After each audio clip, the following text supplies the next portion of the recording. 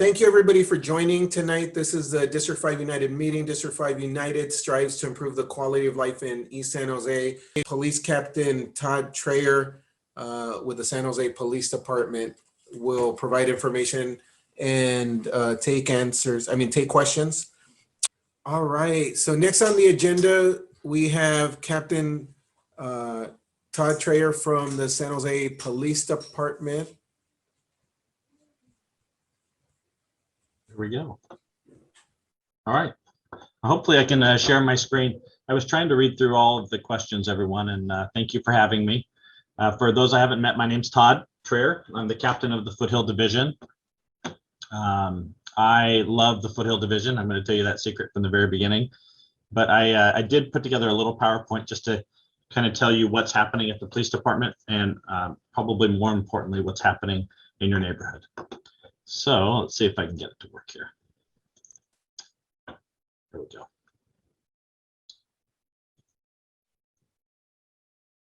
See if it likes it if I hit that button. Does that look okay to everybody? Angel? Okay, thank you, my friend. I do need to see one thing. Sorry. It's not showing me one thing. I'm sorry. Let me do one thing here. There we go. While you're doing that, I'm wondering, I'm assuming badge numbers are issued in the order that they're provided. So that means you were officer 3,301? Yeah. Yeah. I think the first like 50 officers all got badge number like 1 through 12 back in the 1800s. But yeah, you're right. I'm the 3,000 when they started doing everything by that rule. That's where I ended up. And now they're up to almost 5,000, badge number 5,000, which is pretty exciting.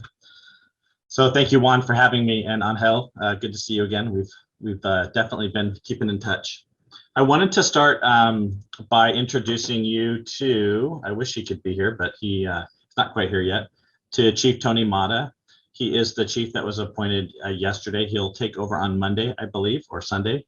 And Chief Mata has a wealth of experience. I can tell you, I've worked with him all 25 years of my career here. He's been here, and he came from Chicago.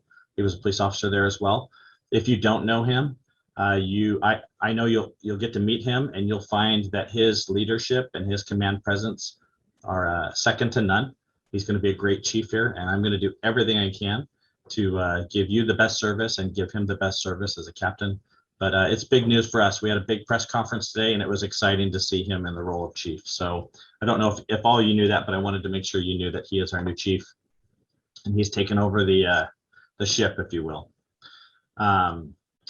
Your questions about Unhoused are so on point with the way that everyone in our city is feeling, including me. I live here, and I too struggle with the right ways to try and make my role as a community member, not just a police officer, effective in trying to work on the homeless issue, because it's real.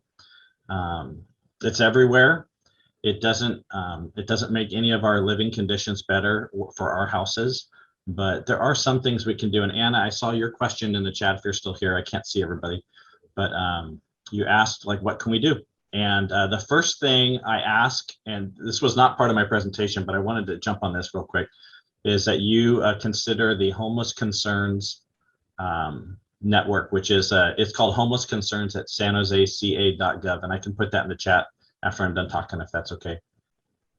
I email them myself as a regular community member. I do that even when I'm on duty.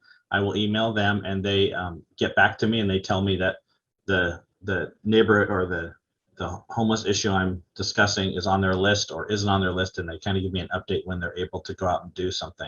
And I'll talk about what that means. A lot of the people, as some of the questions we're asking, definitely have issues going on. And when I say issues, it could be like you said, mental health. It could be alcohol or any other type of drugs, and it could just be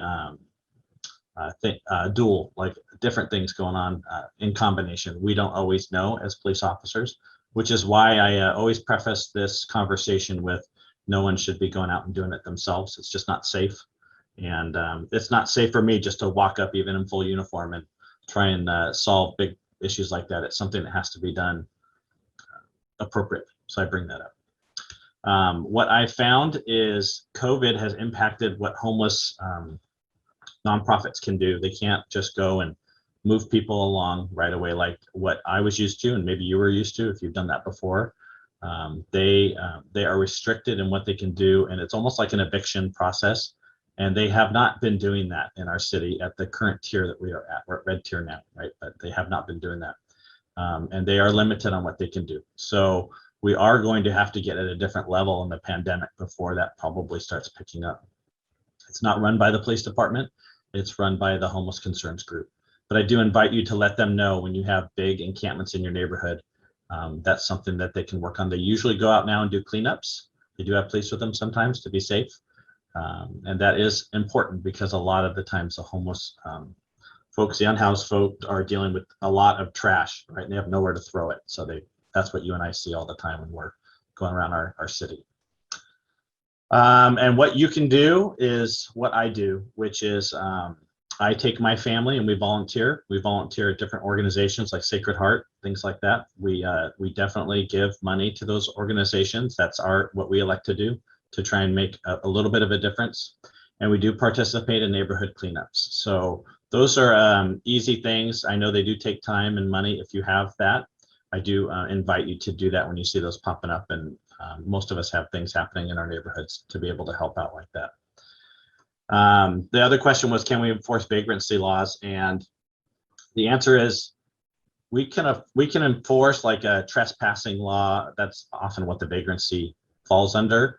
But the reality is with COVID is people who commit non-violent crimes are immediately released from the jail. And that is bigger than San Jose Police Department. That is just the political environment right now. And I do want you to know that I hear you, and we can't arrest our way out of homelessness. It is a huge societal issue, and I wish I knew the exact answer for it. I do have a tremendous amount of compassion. I speak to homeless people every day for the last 25 years. I know them, and their stories are so different with every single person. You can report on the app, the 311 app that our city of San Jose has. I saw one of the other questions about garbage or dumping, illegal dumping. You can report it on there, and then you will get a real-time update when they do have time to come in and clean it up. It can take up to 2 weeks, depending on what it is, and their caseload, because they get a lot sometimes, and sometimes they don't. They pick it up within 24 hours. Okay, I'll jump back to my slides. I just want to make sure I jumped on some of those questions, and I'll check the chat when I'm done, I promise.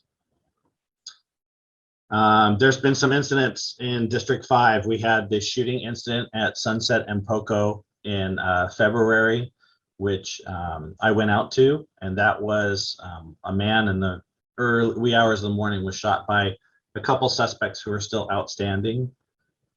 The victim who was shot did survive, so that is a good thing. And the different units within our department, the assaults and the gangs unit, they work on everything together. Are working to try and figure out who the shooters were on that case. There has been, for anyone from the East Hills area, there was a shooting on March 12th. I think there were 2 actually that are related to a home there. And I want you to know the best information I can give you now is that we're working on it. A third shooting was at Allen Rock and Jackson. Police department received information that there were shots fired. We went out there, we did see that there was blood evidence. And eventually we made entry into a business, we thought. It's like an abandoned business, but it turned out to be an underground gambling parlor. And we solved that problem. And the person did survive, which is good. And then finally, the big one was on January 21st, there was an officer-involved shooting on La Paula and McKee. And that is a big call for service, of course, or a big incident that happened, and that is currently under investigation from the internal affairs, the independent police auditor, the district attorney, and the homicide unit. So I just wanted to touch on those because those are big ones that have happened in D5 in the last month. Make sure I can read you some real numbers here. So burglaries, residential burglaries are not a giant thing right now, fortunately, although if it happened to you, I'm sure it does feel like a big deal. But what I saw a lot are commercial burglaries all over the city. We've had a huge increase in commercial burglaries because people are home during the day, they're not, and at night, and they're not at work. So those places have been hit. We are arresting people frequently, but it is happening. Disturbances in our area, they were pretty average over the last month. And I wanted to read. Most of the disturbances were at Story and King Road. There has been quite a contingency contacting me about a preacher in the area of Story and King that uses amplified noise. And back in the day when people did that, we could go out and like give them a warning or a ticket, and then if they kept doing it, they would take away the equipment. That's how we used to do it. But there has been Supreme Court decisions that has changed the way we're able to enforce that. In fact, we can't enforce it that way anymore. So I've run it by the district attorney, who's still looking at it, and the city attorney. If you're one of the people that have reached out to me, I want you to know that I took it very seriously. Of course, it's a religious thing. I don't just jump in there and do something wrong. But I am doing the proper steps to see if there's any remedy to it. And I will be going out myself and just talking to them. I think that's a great place to start. Robberies, let me scroll down here. They're down 20% overall for robberies in the, we call it Charles and Mary area. There were a couple robberies. It seems to happen a lot at 7-Elevens and bottle shops. And there was one robbery of a jogger who had his iPad and AirPods stolen. All of those cases are being worked by the robbery unit, so they're currently under active investigation. I want to tell you some good stuff that's been happening. It might be on the next slide. Oh, aggravated assaults, I can't forget that one. That's the one, if you've met me before, you know that's like my big thing, to follow up on cases that involve heavy violence against community members. Aggravated assaults are up a little bit for our district, and it's always my big focus, along with sideshows, which I'll talk about in a second. I think I have one more slide here. So proactivity, you are in your D5 much more proactive than in other months. There have been a little thing keep popping down here. You have called in. Ready for this? Where's the number? 30 calls for, I think it was 30, something like that. It's 30 or 40. I can't remember, and I can't find it right now, of course. 40 suspicious persons, and then the 16 that I'm talking about here are the ones where the police went out on, like they rose to the level for the police to respond out on. And that is that's a great number. Sometimes I do small or large community areas that only have 2 or 3. So 16 is a good number. Don't be afraid to call us, of course, if you see something out of the ordinary that really isn't, that looks unsafe or suspicious. 49 vehicle stops from the police officers in your area. And some of you told me about a gambling business at White and Alum Rock. And I want you to know that I went out that night, and I used to work Vice, like undercover Vice. So I went out and checked out the place.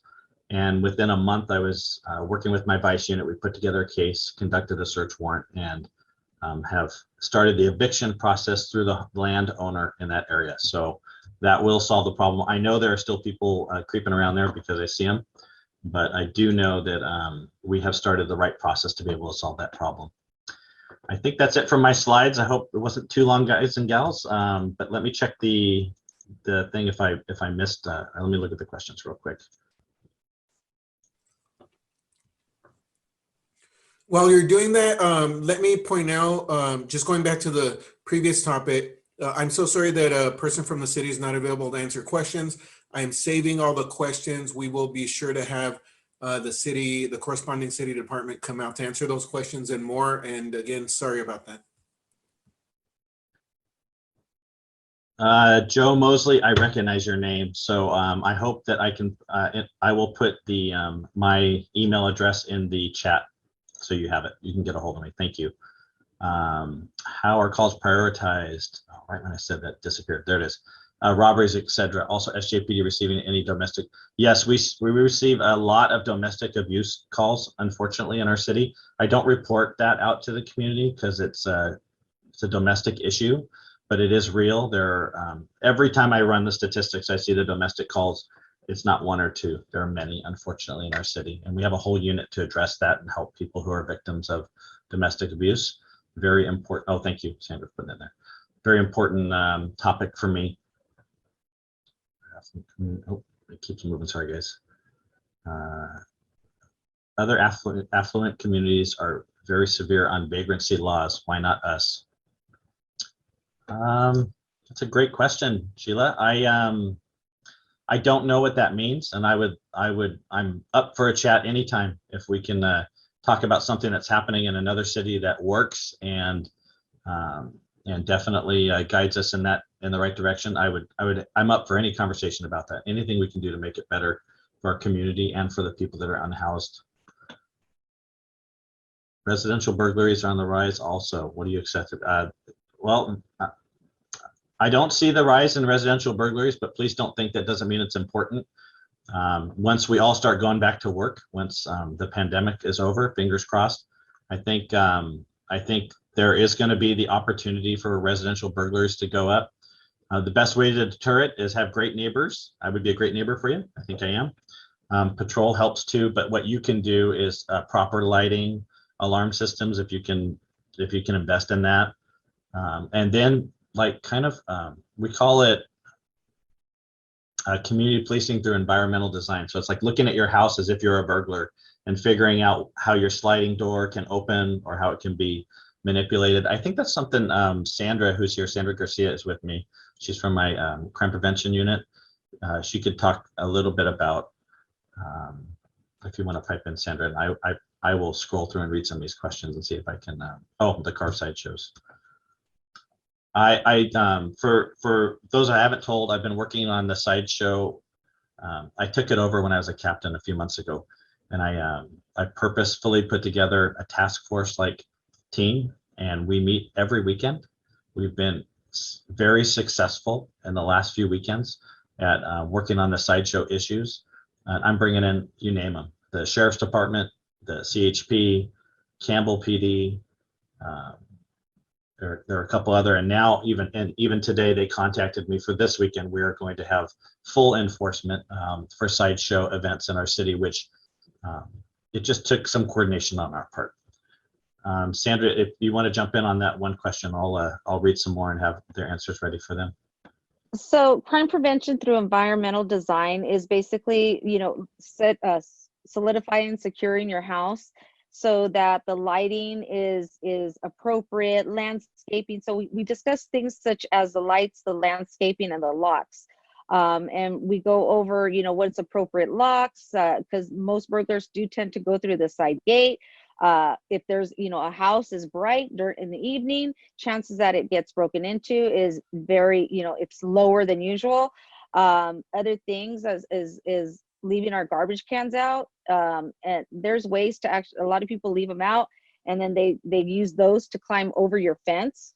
There's just so many things. If you were to look at your house and say, if I was a burglar, if I wanted to break into my house, how would I break in? And then you start noticing, and sometimes it's just some simple things like landscaping, where you alter the landscaping in your front yard. I think Mr. Mosley put some big old rocks in front of his yard, if I recall correctly. That's another example of SEPTED, is preventing, in regards to car accidents, those billards, rocks, using the environment to make your house more secure. That's basically what crime prevention through environmental design is. And if individuals want me to go to their house within a safe environment, we're able to look at that and tell you, hey, we could give you some suggestions that in regards to, hey, maybe you want to change the locks, maybe you want to change the bush, maybe you want to cut the bush. It's simple things like that that make our homes very secure. Thank you, Sandra. A lot of questions about the unhoused and disparities, and I can tell you from my experience, it isn't as if like the San Jose police are moving them, unhoused people from one neighborhood to another. We don't do that. We don't move people like that. But I know what it feels like. It feels like they're only in your neighborhood. They're in every neighborhood, but how obvious that is different because of the way the city is built. And I would say most of downtown cities, for big cities like ours, have the highest number of homeless, unhoused people, and that is, I know, very frustrating if you live downtown. I don't know the answer about the occupancy on buildings. That's not really my realm. And we can't force people into rehab. There are some cities that have done that, and there are movies about that, and we are not there in San Jose. I don't see us doing that. And I'm not saying you're wrong in that question. I'm just saying we don't have that type of program set up. That would be something that would be a county program. I don't. Okay, sorry guys, there's a lot of questions. Shelters. Okay, I think I've caught up. Sorry, everyone. I just want to make sure I read it and at least touch base on it. You have my email. I never shy. Oh, Guadalupe Gonzalez, you did have one thing I wanted to touch on. You asked about people who are unhoused 10 feet in front of your house, and you don't feel safe and you want to carry pepper spray. I totally hear you. I think the answer is you have to report it. You report it to the homeless concerns email that I talked about, and get an answer from them. You'll find out kind of what's happening with that whole thing. But also, if you could email me and just kind of follow up with me personally, then I can see what's happening, like calls for service and stuff like that. And then I'm the type of person you can ask Sandra. I drive out myself and I look at it. And if there's any way, I'm not afraid to walk up to people and hear their story and hear where they are in life and let them know how you feel about it. I'm not the soothsayer and can solve everything, but I definitely care about what you're talking about. So please consider those two options for somebody that's right in front of your house.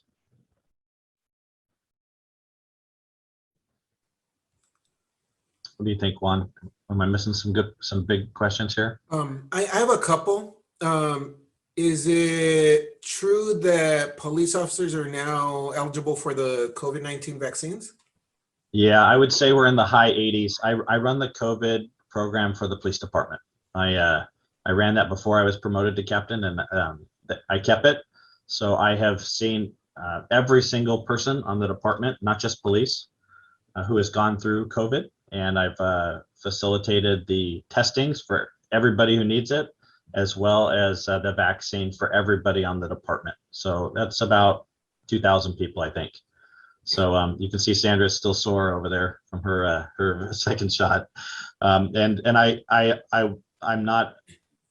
I'm proud to say that I got the shot, and I did it for a number of reasons. But my personal, with my family, my in-laws and things like that, it's a big choice, right? But now looking back at it, it seems so common sense for me. It was the right thing for me. So Lilia, I think, sorry, my eyes are a little old. I was asking about that, and that's a great question. Most of the officers are vaccinated, and the other ones are required to wear masks when they come to calls for service.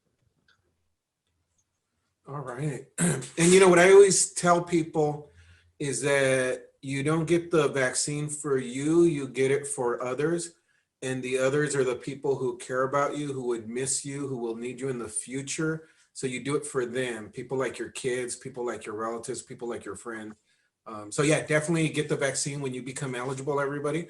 And then I did want to touch back on one topic, which was the loudspeakers, which was potentially religious. And I just want to point out, I know that issue is surfacing more and more places, and definitely want to convey that the concern, as I hear it, is not the content, it's the volume. It doesn't matter what they're saying. What matters is how loud it is. So I just want to make sure that people understand that that's the concern. Like if you want to lower it down or maybe just talk without a speaker, people aren't going to object. It's blaring this loud sound for a couple hours at a time at least. And as you're probably aware, this also happens down White Road and Story Road near McGinnis. And so I don't know if it's the same group, but every weekend groups will set up and start that. And then it seems like their strategy is to do it for a couple hours and then leave before it gets addressed. Okay. Thank you. I'm going to address it for sure. I just have to find the legal way for us to do it.